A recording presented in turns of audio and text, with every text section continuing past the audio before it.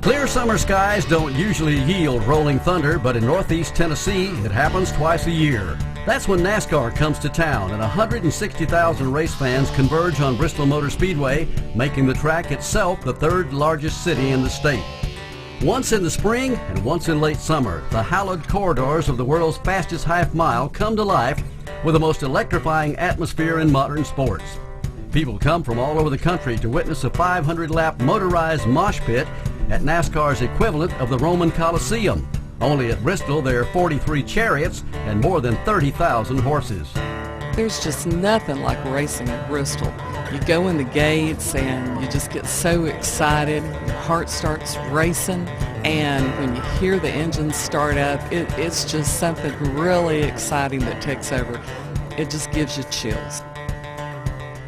It all started in 1960 as two Tri-City natives stood in the middle of 100 acres of pasture land with dreams of bringing high-octane excitement to the foothills of the Appalachians.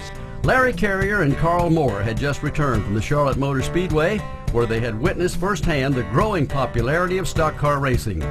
Scribbling most of their ideas on envelopes and brown paper bags, they made plans to build a track of their own in Piney Flats, Tennessee.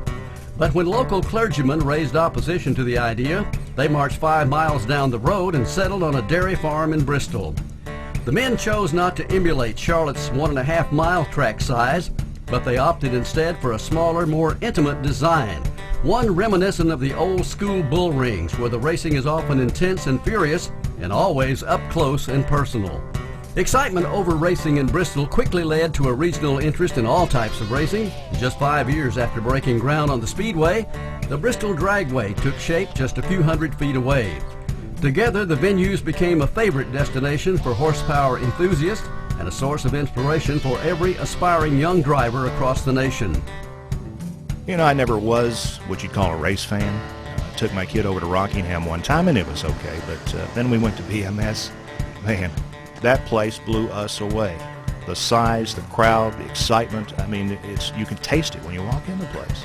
Well, let's just say my whole family are BMS fans now. We'll always come back to Bristol.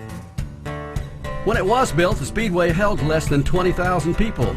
But despite the continuous additions of extra grandstands and luxury suites over the past 40 years, the track size just couldn't grow as fast as its popularity. And today, under the visionary leadership of Speedway Motorsports Chairman Bruton Smith, the track has a capacity of 160,000. But that's still not enough to fill the demand for tickets that real race fans consider worth their weight in gold.